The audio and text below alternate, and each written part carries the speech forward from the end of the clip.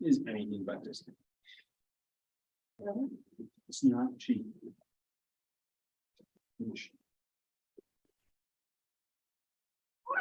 Well, we just.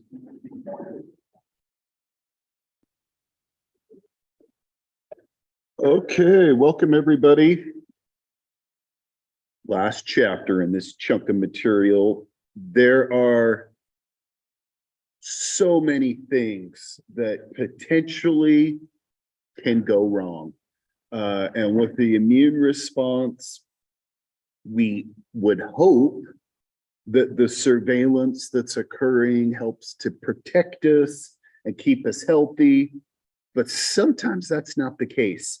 And we see things breaking down, targeting ourselves, or overreacting to things that really we probably shouldn't be overreacting to in the first place. Then I see like some images of maybe pollen grains. We'll see that here in just a second. And I'm like, well, that makes perfect sense why we would react to that. Those things seem like our body should say, get out of me, right? And do anything they could to truly mount some sort of defenses. I think it's truly very fascinating to think about this. I'm impressed with the body's ability to try to fight things off. I'm impressed with some of these pathogens, mechanisms to try to combat whatever we're throwing at them, defending themselves with some sort of mechanism to go on and survive and live another day. That's pretty impressive.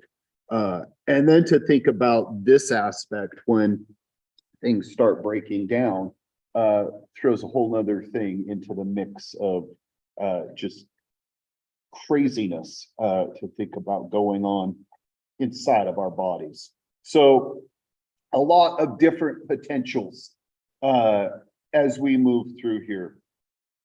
We've talked a little bit about some allergic reactions. I showed some images of immune responses showing a primary and secondary and talking about some of those potentials if we thought about maybe an allergic reaction.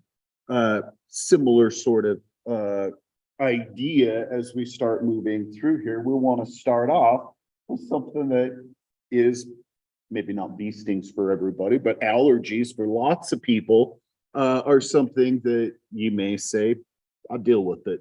And as we're moving into spring, it's time to start thinking about some of those things with allergies starting to kind of tick up the littlest bit with all sorts of things starting to want to wake up, right? So some things relatively mild, like maybe some seasonal allergies where you feel a little bit ill, but not something that you think of as maybe being truly life-threatening. Then there's other types of allergic reactions that are very dangerous. Bee stings are a pretty good example of that. Some people, minor types of reactions, and others can have some serious types of responses, potentially lending to anaphylactic shock, which is an allergic reaction like on steroids, right? It's a serious occurrence, or your body is just trying to defend in every mechanism that it can. Your throat starts to swell up and potentially a fatal infection. I think that stuff is really pretty fascinating. And in some of these circumstances, when we think about some of these severe reactions, some potential anaphylactic shock situations, these individuals find themselves carrying around an EpiPen with them in the potential that it may be needed. They can be injected. I'm assuming not them, someone else probably doing the injecting, but I don't know. All right. So it really kind of depends on some of these circumstances. And with some of these types of allergic reactions, we could see things progressing from maybe a more mild type of a response to ratcheting it up and becoming more life-threatening. It really kind of depends on the circumstances. I have a friend, many years ago, he was stung by a bee and had a pretty good allergic reaction, right? Few years later, stung by a bee and had a pretty serious reaction and wound up in the hospital, right? And then another one, and back to the hospital, and was really in poor shape. And the doctors before had told him, you know, you need to think about getting an EpiPen. And after the second bout of being in the hospital, they're like, you need this, right? The next one maybe won't be so good for you. Potential coma, or maybe even a fatal bee sting. Come to find out, he's terrified of needles and doesn't want an EpiPen because he can't think of ever poking himself with a needle, right? And I'm like, dude, I don't think you're the one that would be doing the poking, right? As you are laying there dying, someone would stab you. And I think it reminds me, you know, Pulp Fiction stabbing right into the heart, right? That's what you'd want to do, right? I don't think you want to do that seriously. I'm just joking, all right? But EpiPen, like that's what I imagine is something as terrifying as that, but probably not so much, right? And as far as I know, I haven't spoke with him for years. As far as I know, he's still kicking. And I don't think he's carrying an EpiPen. Kind of crazy. There, I'm gonna see. I didn't search this stuff up this morning, but I will see if I can find a video, and I'll either show it or I'll post it on there. But it kind of goes a similar route with these bee stings and a severe reaction. And then it takes a turn, a parasitic turn. And I'm going to talk about a little of that in a bit, but really something that is kind of crazy when we think about our body's immune response, and maybe like living here where, you know, we're in a really pretty sterile sort of environment, pretty high standards of hygiene, waste treatment plants, dealing with all of our sewage, ensuring that our, you know, waterways and the drinking water is nice and clean. We don't think about lots of crazy diseases that you might think about in other places, but we definitely think about a lot of this stuff, right? So stow that away for a minute and we'll come back to it. Here's that image of those pollen grains that I think are super cool, all right? You can see some of these things just looking at something with a compound microscope, like you work with in the lab, that you've used the littlest bit. You could see all sorts of different things if we zoom in. And in these instances, this is an electron micrograph, so we've zoomed in even farther to see it. But you definitely can see some of the features of pollen grains with just a regular microscope. And this stuff, as I look at some of these pollen grains, I just know that's going to cause some issues, or, you know, seems like it should, right? We all should have issues with it, but don't, obviously, all right? So we'll talk about some of the process of this and what's happening, but we can see allergic rhinitis, so your nose really runny, you know, plugged, watery eyes, all of that stuff we think about as being stimulated to respond to some of these specific allergens on these pollens. There's other things that we think about as far as some of the allergic response, and we might see some rashes or hives being stimulated in the individual and oftentimes pretty common in some allergic reactions. Just depends on some of the circumstances. Another one, kind of like bee stings, that's really something that can be very serious, are peanut allergies. And individuals that have this are, definitely likely to be carrying an EpiPen, just because you'd never really know, right? There are other circumstances, other things where you may start, developing a pretty severe response. Latex can be one of them. Rubber gloves or latex gloves have been some big issues, especially thinking healthcare situations. I remember this was years and years ago, as I was a graduate student teaching a lab. We had a bunch of boxes of gloves on the top of the bench, and I think almost all of these gloves were latex gloves. And there was a kid that was messing around and thought he'd pop a glove over his head and blow it up to look like a chicken, right? Funny, yes. Funnier when he realized he's allergic to latex, and he didn't know. And as he pops that glove on, I'm assuming he's been exposed and had some issues before. And this time, this is the shocking dose. And his face got all bright red and he starts swelling up and his eyes are swelling closed. Crazy. Thinking probably some anaphylaxis starting.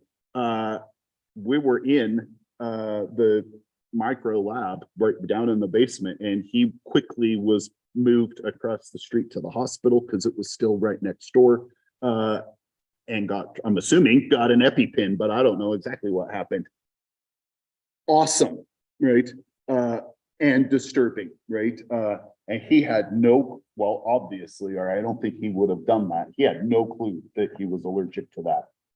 I know around all of the doors for the nursing building right next to the biology building are signs that say, somebody in there has latex allergies, and it says, no latex, whatever. So some of it can be super severe with people that are very sensitive, and others maybe not so much, right?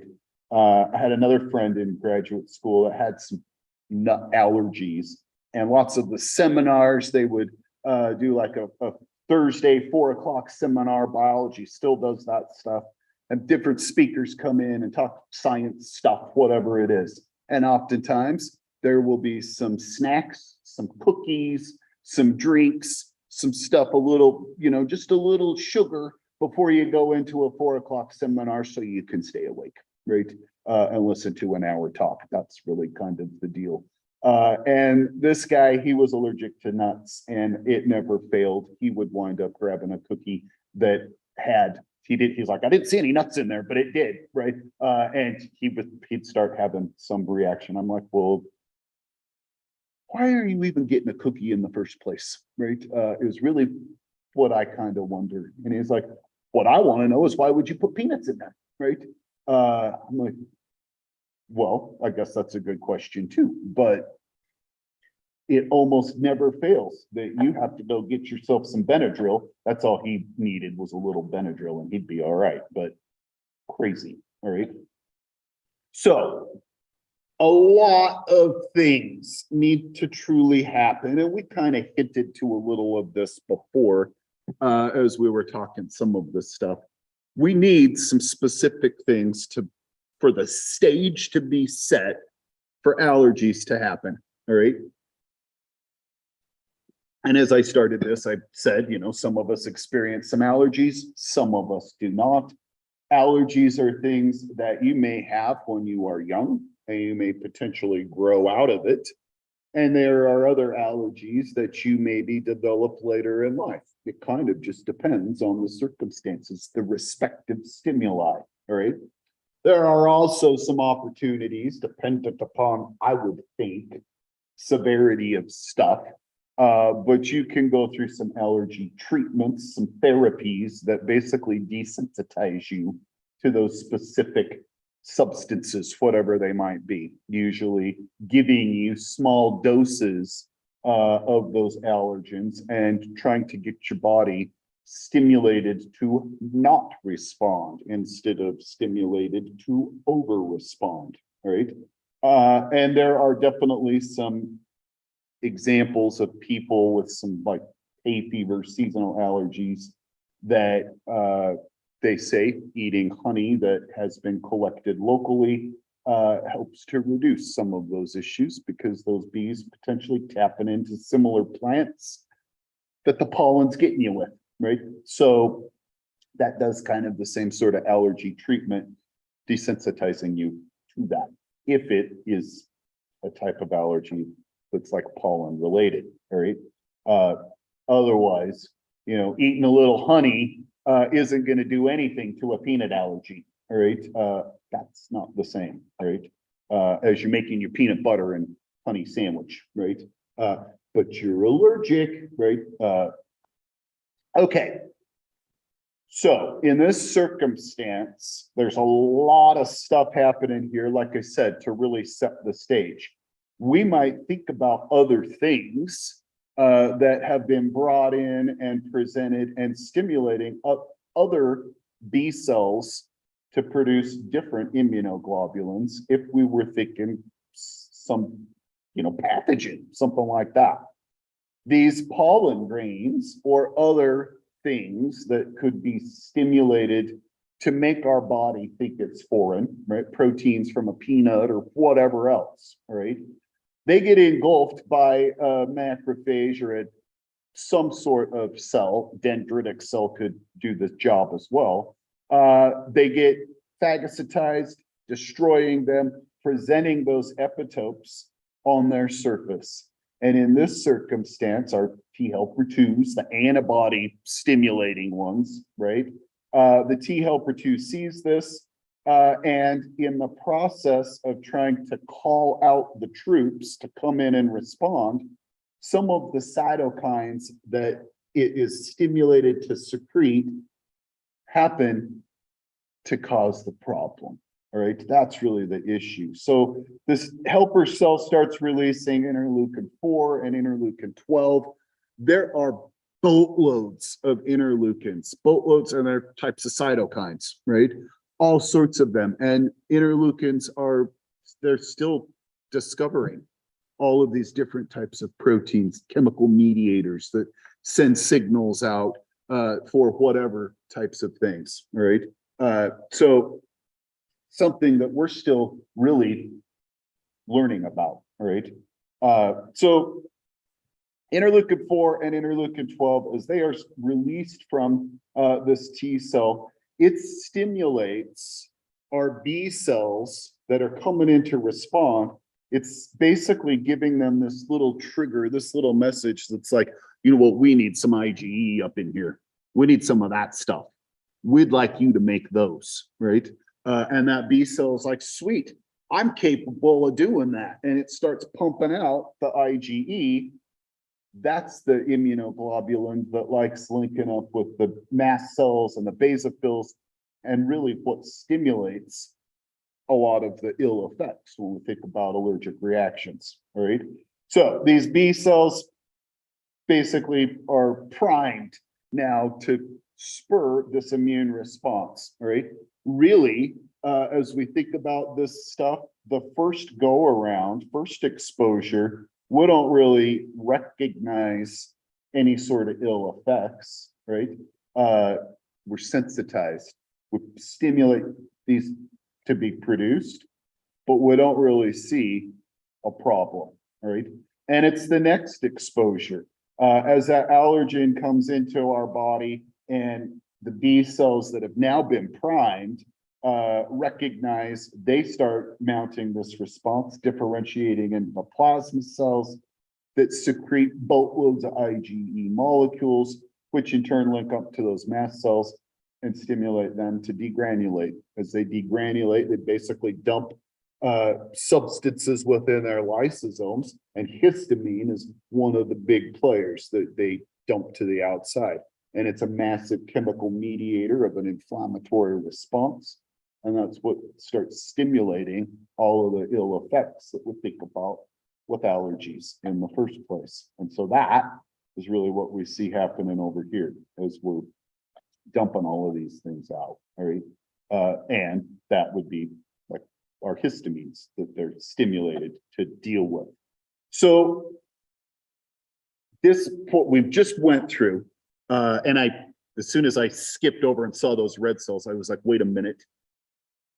One little tidbit that I need to tell you. What we're initially looking at in this first chunk of stuff, really the biggest chunk of this whole chapter really, are what we call hypersensitivity reactions. And there are 4 different types or classes of hypersensitivity reactions. What I'm just showing you is the first one. Type 1 hypersensitivities are allergic reactions, all right? And they can go from mild, all right, to severe anaphylactic type of situation. So there's a broad range of what we might be experiencing, but type 1, and it is IgE, it's antibody mediated, that's stimulating these ill effects, all right? Type 1, all right? The next one we want to think about are the type 2 hypersensitivity reactions.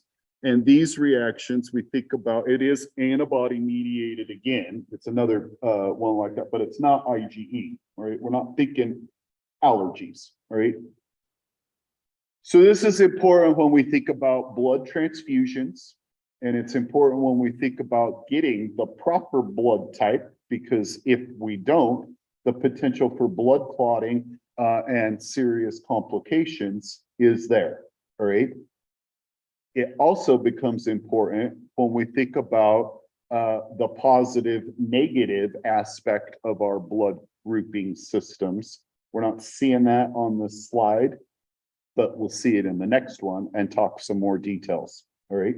So this image of our blood cells is an example that I assume we have all probably seen this presented in other courses. We've likely talked about it elsewhere, but we'll talk about it a little bit more as we go through this stuff, all right?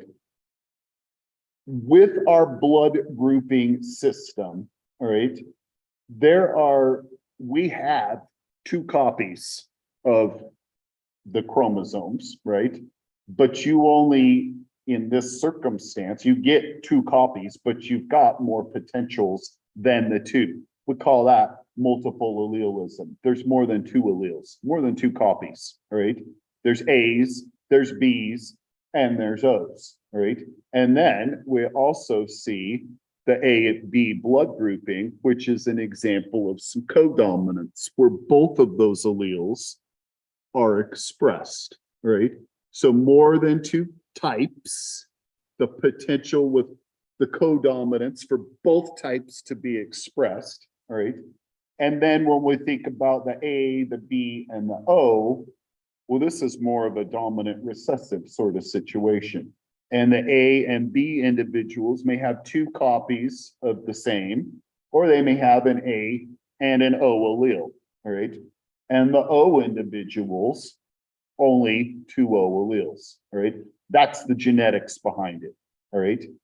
So dependent upon what your type is, you potentially are exhibiting some antigens on the surface of your cells, right? I mentioned before with those MHC1s and MHC2 proteins, the MHC1s are found in all of our nucleated cells, and they provide a molecular fingerprint that says, hey, this is me. Our red blood cells don't have a nucleus. They don't have MHC1 proteins. And that's important because now we could think about donating blood from one person to another person. And as long as we match type-wise, we're okay, right? But if we had the MHC1s, you couldn't be doing that stuff, right? You would need a perfect match. So they don't have those types of fingerprints, but they potentially have some others, all right? So these antigens on their surface are, they're a type of sugar molecule, and I think maybe there's some proteins in there too, but it's mainly sugars that are poking out on the outside that our body may recognize and mount a response against. All right. So type A people have these A antigens on their surface. B's have B antigens. The AB with the codominance exhibits both, right? And the type O individuals, they lack those antigens. There are no sugars on the outside, all right? So with that, the people have potentially different antibodies that they may produce, and it depends on your blood type. So A people produce anti-B antibodies against B blood. And we do this naturally. Our body is producing this stuff as a protective immunoglobulin without ever previously being primed or stimulated to mount this response in the first place. Our body technically is capable of mounting all sorts of responses, immune responses, but it is stimulated to do a better job when we show it antigens and stimulate more of those cells to be produced and hang out later, all right? But technically, all of the genetic potentials within what's those B cells thinking antigen, the antigen binding sites, there's massive variability, and genetically, the potential to recognize a plethora of different things that we've never even thought of existing is truly within ourselves, right? They're capable of seeing all sorts of things and mounting responses, but they can be stimulated to do it better. And things that are more likely to be around, we're going to have more of these as a potential to recognize, right? So we have these things, right? And it's a protective mechanism within our bodies. And maybe some of this, we could think back to, close combat, battling, and blood mixing between individuals. And this is a protection with some of those circumstances. Maybe it's some other completely different idea that may be a reason why we would mount some of these defenses just naturally, right? So we've got all of these different potentials. A people producing anti-B, B people anti-A, AB people don't produce any antibody because they have both antigens, and the O people, they don't have any antigens and they produce both antibodies. Okay, so your RH blood types, just wait 1 minute and I will get there. We're going to talk about RH in a second. So this is what you've got going on dependent upon your blood type. And if you know your blood type, you can technically see what's up, all right? So these are the antigens on those cells, and I already described that, all right? So before we get to the positive, negative stuff of the RH, all right, as we look at these antibodies, or the lack thereof, all right, AB people with no antibodies against the other blood because they've got both types, all right, AB people are what we call universal receivers. These individuals can get blood from any type because they don't have antibodies against it. Type O people with no antigens on their surface are universal donors, and they can give blood to anybody because they don't have these antigens, right? But technically, the positive and negative with the RH, that comes into play, right? And that's not what we're seeing in this image right here. I'm going to keep it right here, and then we'll move to that. RH negative is like the O, and it doesn't have that antigen, right? Rh positive is like any of the other types, and it does have that specific Rh antigen on the surface. So truly, the O negative people are the universal donors, and they can give their blood to anybody, positive or negative. The O positive people, they can give their blood to any positive person, but you don't want a positive person to give blood to a negative person. That can cause potential issues, all right? And we'll hit that in 2 slides, all right? So here we've got an example, not talking positive, negative stuff, just wrong blood types, all right? And it could also be a positive, negative thing in here, but we're not showing any of that stuff, so we're not going to worry about it, all right? So here we've got a donor. This donor is type A. The person that's getting the blood happens to be type B, all right? And this truly is why typing and cross-matching is super important when we think about a blood transfusion. And in a lab, they're doing all of this stuff before the blood ever goes into that patient, or you hope they are, to prevent these things from happening. And in a pinch, they may give the O negative blood without going through this process of typing and matching, because they know this person anybody can tolerate the O negative, all right? So the A donor gives blood to the B person. The B person happens to have A antibodies in their circulation. And once they get that A blood injected into them, those antibodies link up with them. It causes agglutination reactions. When it's red cells, we call it hemagglutination. And as these red cells clump up, it's basically causing the formation of blood clots within the recipient's body. As these antibodies have linked up to the red cells, it causes these big globs of blood to get kind of trapped. And the IgM, as we're showing right here, the IgM antibodies are capable of stimulating complement proteins. And that's what we've got going on over here. So complement gets stimulated, and it comes in and recognizes these immune complexes that have formed agglutinating these red cells, and they basically start perforating the donor's blood, destroying it, all right?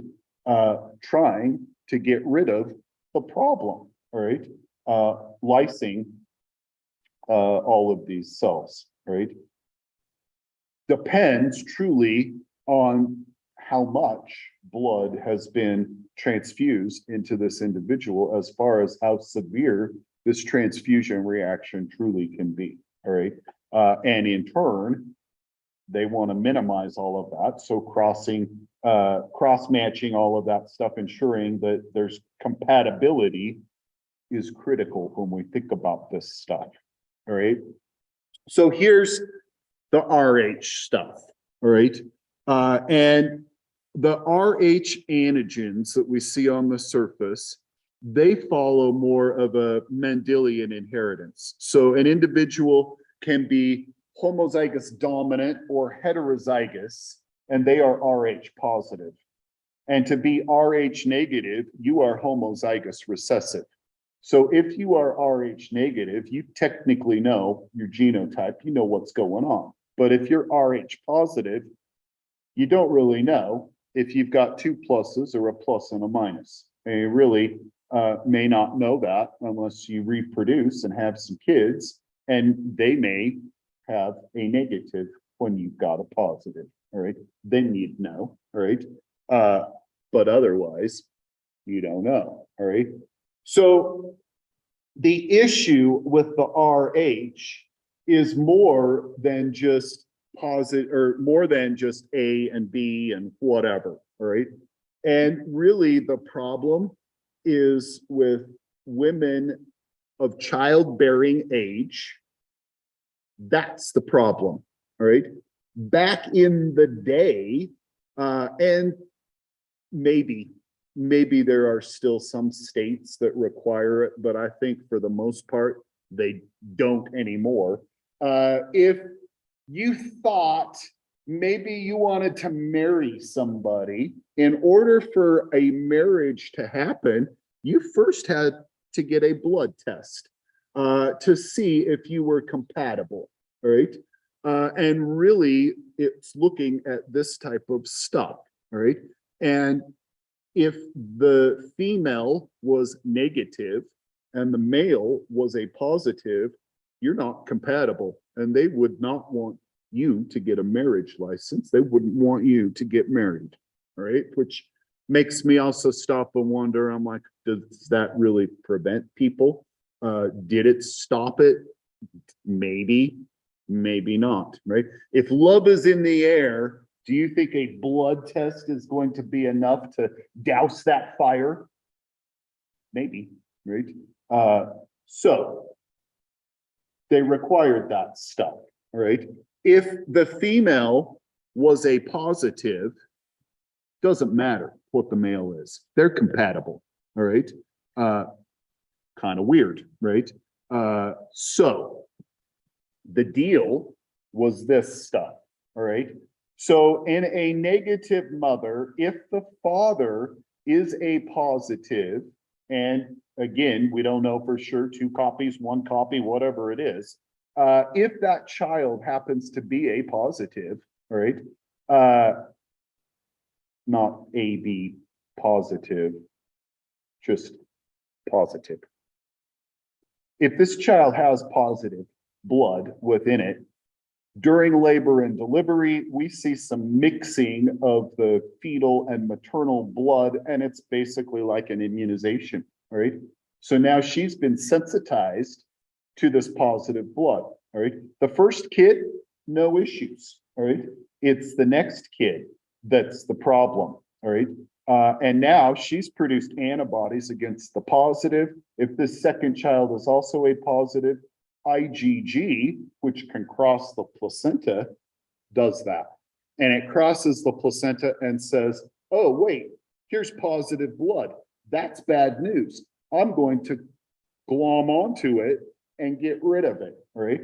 So there's all sorts of immune complexes, like I showed in the last image, but different, it's IgG instead of M, that start linking up to this. And we see hemolytic disease of the newborn, that's our HDN right here, that is a potential with that, right? And that child can survive.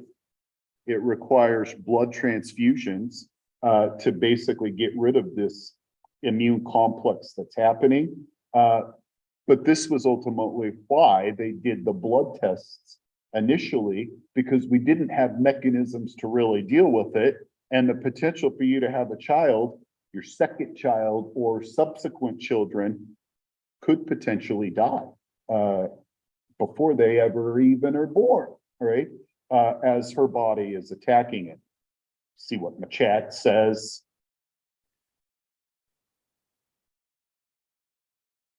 Can a mother being Rh negative and the fetus being positive be a cause of early term miscarriages?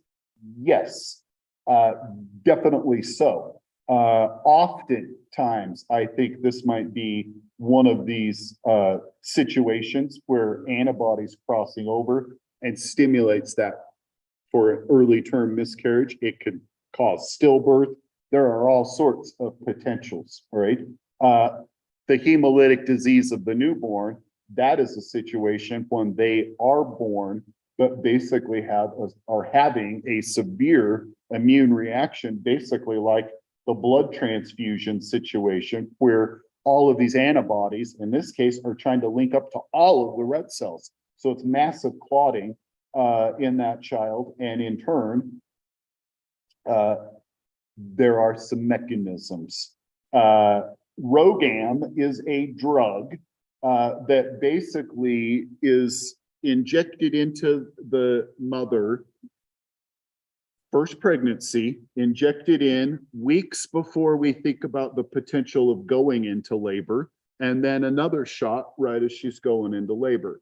That way, if there's blood that's being mixed, antibodies aren't produced. And every pregnancy from that point on, as long as RhoGAM is administered, every pregnancy makes her body feel like it's the first pregnancy. And there aren't antibodies that are being produced. So that blocks stuff, right? There are other, potential issues though, right? We could think about a female that gets pregnant and miscarries and never knew what the blood type of that father was in the first place, and potentially could have been stimulated to produce antibody and didn't even know, right? And that may be some of the potentials that we think about with issues with fertility, where people try and don't really know exactly what's going on. And maybe it could be a situation like this, where she never even really knew that was what had happened. RhoGAM never got administered to block any of that production, all right? So that could be a potential issue, all right? I always, I kind of like to share this because I think it's sort of funny. It also makes me stop and just be like, wait a minute. So I am O negative. My wife is O negative. There's nothing that we could create except O negative children, right? That's just the way it is, right? O people make O people, right? That's homozygous recessive, right? And that's it, right? So with our first pregnancy, we were at the doctor, we were talking about all sorts of stuff, and it was right nearing time for hatching out. And she says, we need to schedule an appointment for you to come in and get a RhoGAM shot. And I looked at her and I'm like, oh, she doesn't need to do that, right?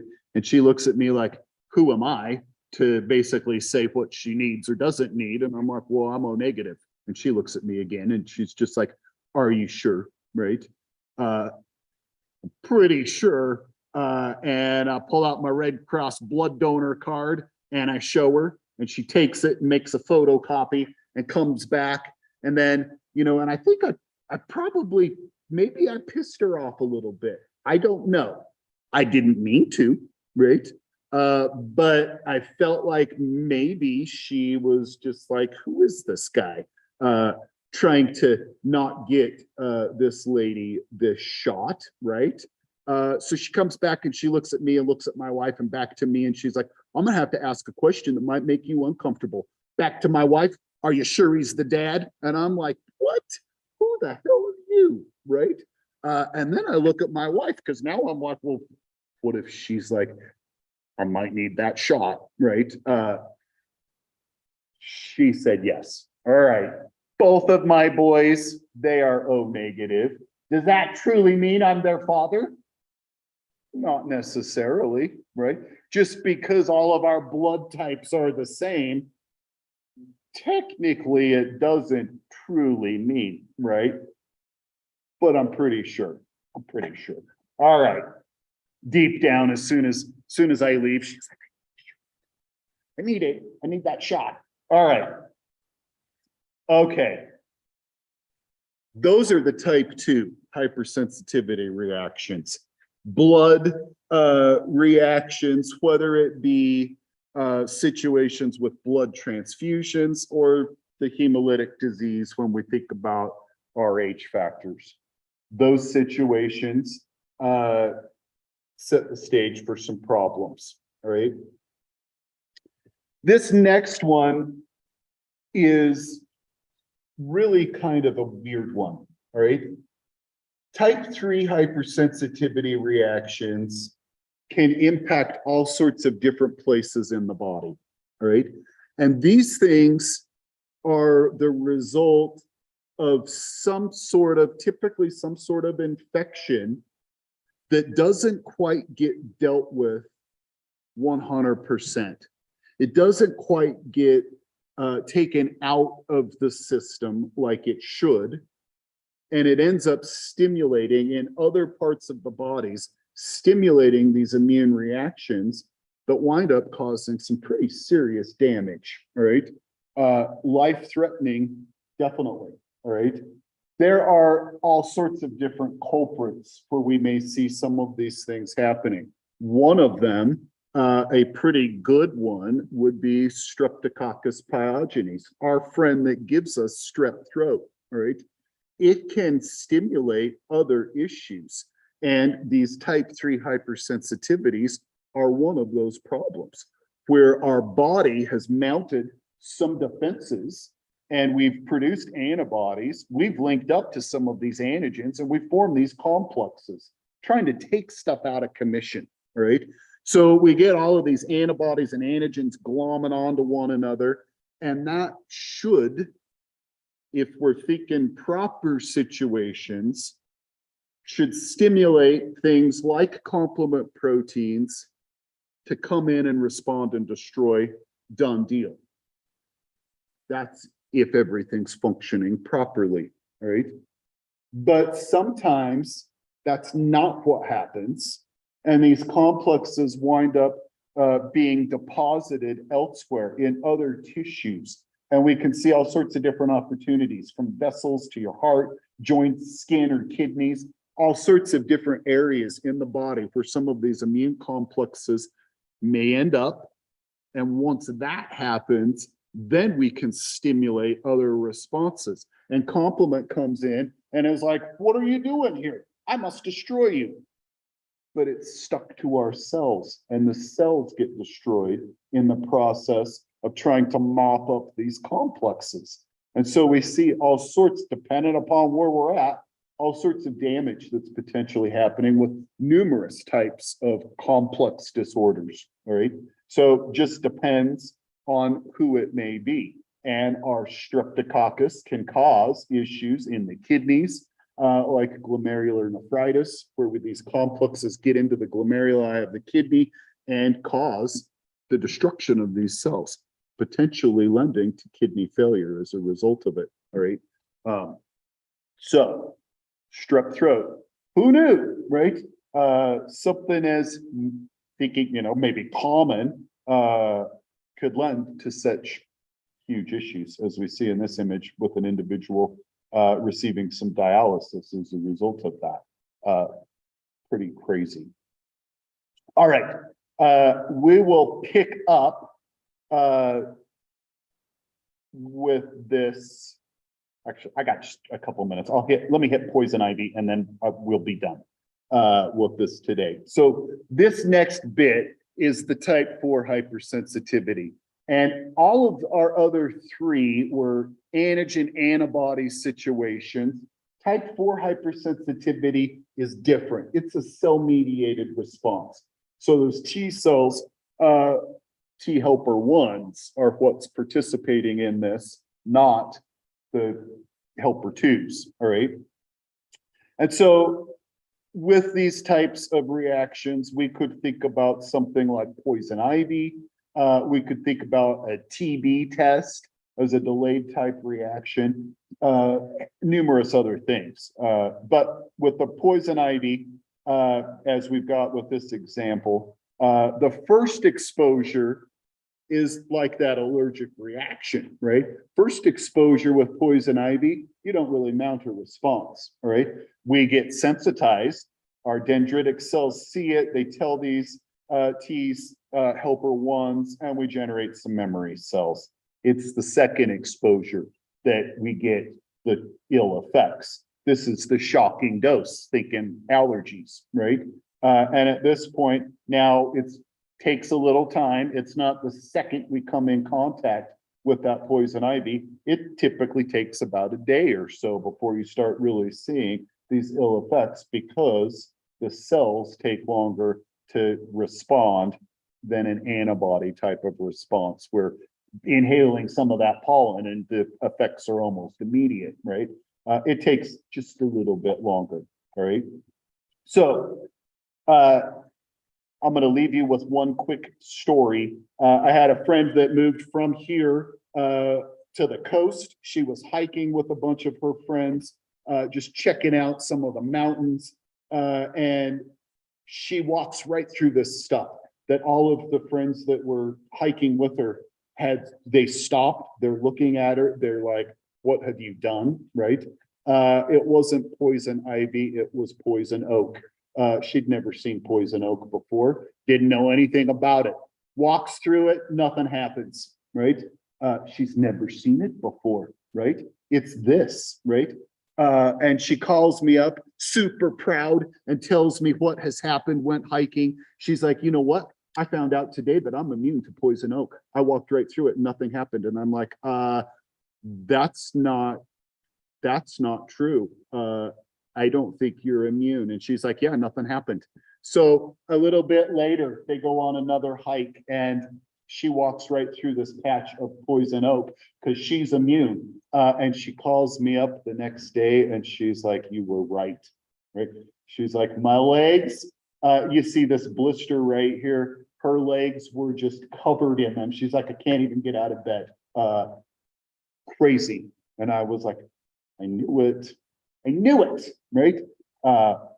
There you go. I'm going to leave you with that. We'll pick up with the last bit of this Friday.